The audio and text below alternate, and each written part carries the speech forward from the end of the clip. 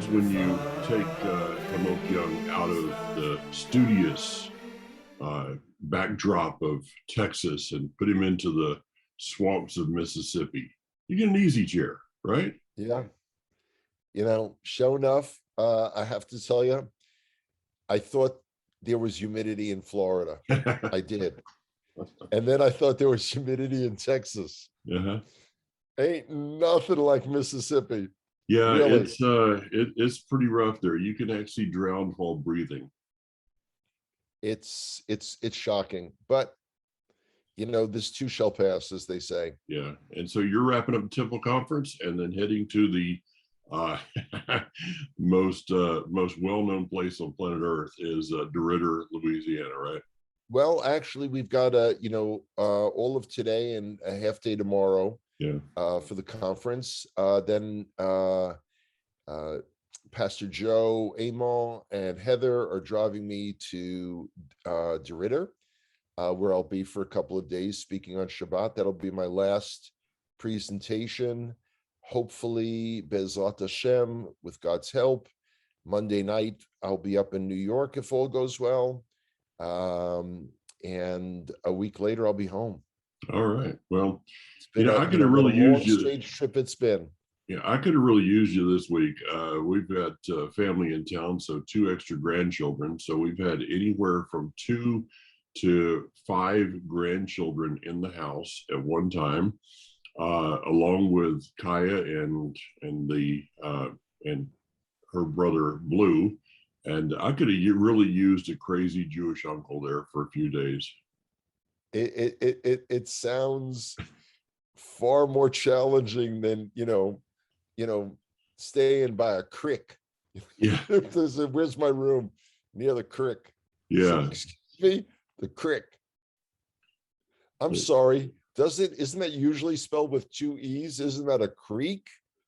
No, it's a crick. It's something similar to what you get in your neck. Okay, I have to. This is one travel story. Okay, I'm on Southwest from Denver, leaving Bill and Rebecca Smith. I'm on. Okay, well, first of all, I'm in the Denver airport, and I get tapped on the shoulder. It's a police officer. And he said, "Sir, can I speak to you for a moment, please?" Now, if after a moment's startling, I quickly realized it was one of the guys that came to hear me on Shabbat in Bill and Rebecca's house. Oh, a really? Lovely guy, a friend of theirs. Okay. But to see the reactions of the people around me, that was precious. That was really, that was one of those, like American Express, priceless moments. Yeah. But I'm on the plane. It's flying from Denver to Memphis. And then in Memphis, I'm going to be picked up and driven 2 hours to Oxford, Mississippi. So I'm one of the first people on the plane, Southwest, A-list guys. Yeah. And a woman comes and sits down in the middle seat. So, of course, she asks, can I hold her coffee? All this. Anyway, she's getting settled. She introduces herself, and then I make the mistake of trying to say my name to her. I should just say, I'm Bob, I'm Sue, I'm Johnny, just Chanoch. Okay, anyway, make a long story short, she kind of looks at me funny, and she said, "You don't sound like you're from Memphis." And I wanted to give her the, Intellectual of the Year award. Then I said, when she sat down, I was going to say to her, "Now you can't leave." But, there's no reason to. We're trying to be light because the news around the world just seems to go from bad to worse. Yeah. As I cautioned many times over the last number of months, Israel's relationship with Russia was really something that had to be balanced. Of course, Yair Lapid, our current prime minister, has to go out and and lash the Russians for their invasion of Ukraine. Well, guess what? Also, as I mentioned a few weeks ago, now Russia says the Jewish agency in Russia, the organization on behalf of the government of Israel that enables Russian Jews to come on Aliyah is ordered closed. Meanwhile, Israeli planes bombing Iranian weapons shipments in Syria. There was fire back from the Russians. A situation that we know of in Hebrew as no bueno. Not good, guys. So the door for Russian, are you telling me that the door for Russian Jews to leave is shut? no, let's just say that I mean, in theory, Yeah. it still can be done from outside of Russia. Okay. But I can tell you from personal experience, when you need to fill out an enormous amount of paperwork and make arrangements to uproot your entire life, Mhm. being able to meet someone is really very, very helpful. Wow. So it's become extremely difficult. Yeah. The other thing that's interesting is I was reading some statistics. More Jews have immigrated in the last few months from Russia than from Ukraine. Wow. I thought that was odd. Well, you But know, anyway, our mutual friend Moshe Kempinski wrote a real fascinating article to me this week on the whole thing regarding the tribe of Gad and Reuben and how they, refused to go in. yeah, The concept is, and this is, I had never seen this, that when they came to Moshe, they said, we want to build our livestock pens and cities for our children. And after yeah. the negotiation, Moshe said, so yes, you need to build cities for your children and pens for your livestock. In other words, you got your priorities backwards, putting your possessions and worldly wealth first. And he actually likened that to Jews staying in Ukraine. Sadly, it's true. And every once in a while, and it's not a long while, basically every few weeks, I encounter someone or someone writes to me asking about American Jews. Why American Jews don't go on Aliyah, don't move to Yeah. Israel. And Well, yeah. just yesterday, I think it was, Priscilla Reed posted up a meme of Mm-hmm. Rav Nachman Kahana's, Oh, yeah. where he clearly showed in it that, if you want a good material life, you stay in the United States. Yeah. If you want a good life from a Jewish perspective, from the way the Torah prescribes it, you've got to be in Israel. There's no, but Well, the whole story doesn't end well for Reuben and Gad, in that we see over in First Chronicles where they were taken captive and taken into assimilated into the nations. yeah, What I saw was what Rav Kahana said that was striking to me, and I'm going to use this very, very soon, is an irrational, and Priscilla keyed on this one, an irrational love for Israel.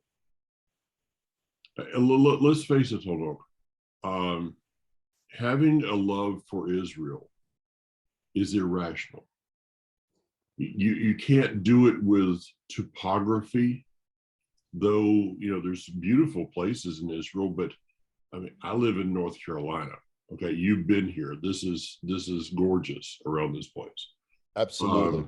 I've traveled all over the place. By the way, Uh, Mike, even more gorgeous than Mississippi. I have to tell you. I have to tell you. Yeah. Economy.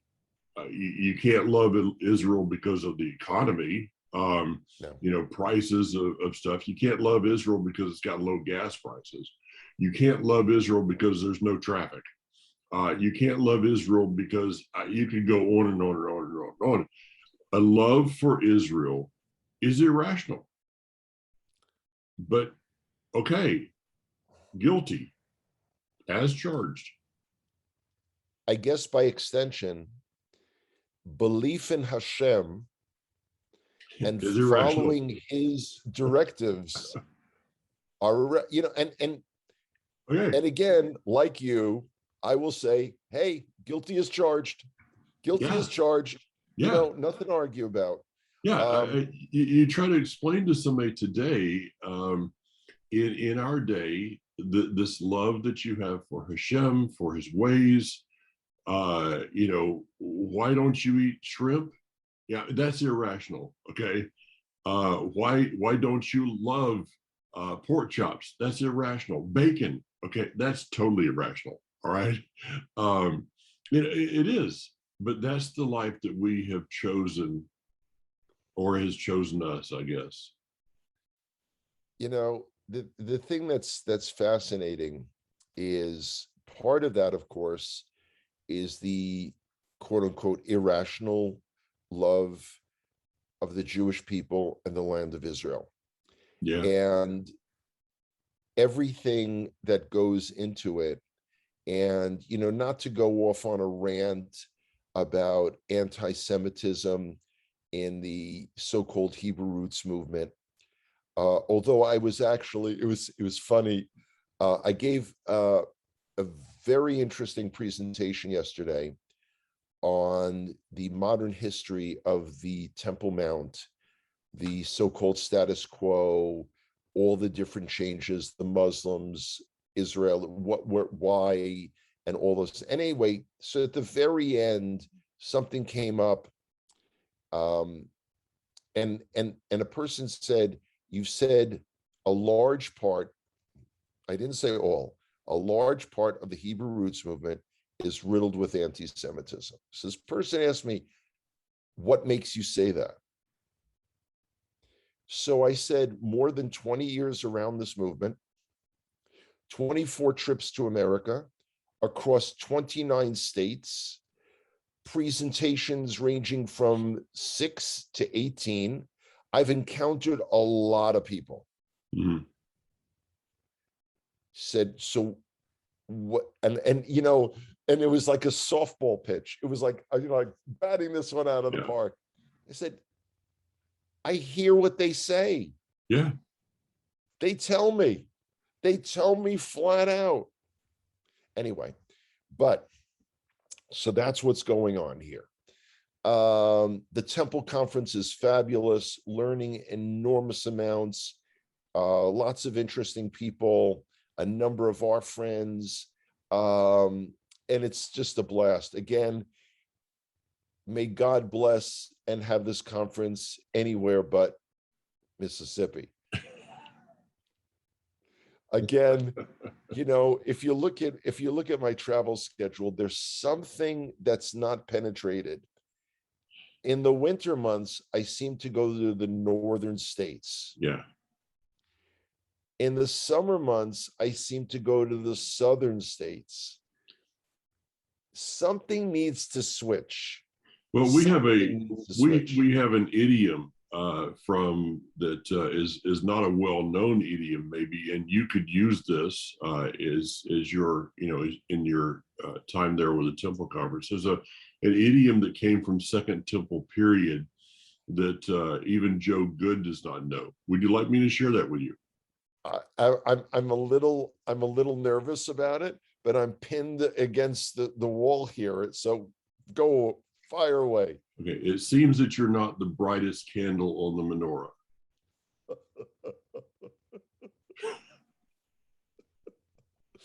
Oh, that's precious. Okay. That's precious. Hey, let's. I had firsthand reporting this week of an amazing event that's going on in Israel right now, and this is a resurgence of the so-called settler movement. The guys, the Hayabel guys, were in the middle of this, of course, because they're in the middle of everything that happens in Judea, Samaria. Seems to be. And Carlton, mutual friend Carlton, was there in the midst of it, and they said they had to walk out over a half a mile just to get to the car, because the number, this was a kind of a loose knit thing that they, I guess that they're advertising on social media or something. Yes. And they all met at REL right there at in the middle of REL. And he said there was thousands of people that showed up. He says it was young people. Yeah. It was young people it's all young people. This is the time. With all of the changes going on in Israel and all of the distractions, no one has really been looking at the youth, particularly the Dati Leumi, the national religious youth, who, and what's fascinating is, we always speak about how Jewish prayer on the Temple Mount has been banned since 1967. Well, in the last few years, discreet on the down low, on the eastern side, under police supervision, Jews have on occasion been allowed to pray. Now, ironically, it's never happened when I've gone up with the Jewish groups. Yeah. But, you can't have a Siddur, a prayer book. You can't have a Talit. You can't wear tefillin, but it has happened. In a poll, more than 50% of Israelis polled cannot understand why Jewish prayer on the Temple Mount is banned. Now, these are not all religious people. And the irony is, out of the remaining 50%, it's not that they're against it, but they said that more than half of them took that position because they're afraid of the consequences. Yeah. They're afraid of Muslim riots and world condemnation, etc. So more and more, there's a sense of nationalism, religious nationalism, that is taking over, saying, this is our land. This is our land. I just started thinking about this as Carlton was giving us a report on Shabbat regarding this, of the kibbutz movement. The young people, young adults going to 40 years ago to REL, nothing there. Look what's there now. To Itamar. Can you imagine this one will get you. Can you imagine 100 Nati Rams turned loose in the hills of Judea, Samaria? The entire world would be changed. Oh yeah. Yeah. And for those that don't know, Nati was the founder of Lev HaOlam, still an organization that you can get products from Israel, levhaolam.com, I think it is. I suggest that. But he went out with him and a couple of buddies. They had an old Subaru, SUV station wagon thing. And they had a map, and they said, well, we're just going to start driving this way. And where they ended up, where the Subaru died, is where the first community started. It's great. Yeah. And as funny as that story is, it's totally true. Oh, yeah. It's exactly what happened. Yeah. Had the car had a little more life in it, the location would be different. Yeah. Yeah. It literally died there, and there was a cistern that they could, take their annual baths.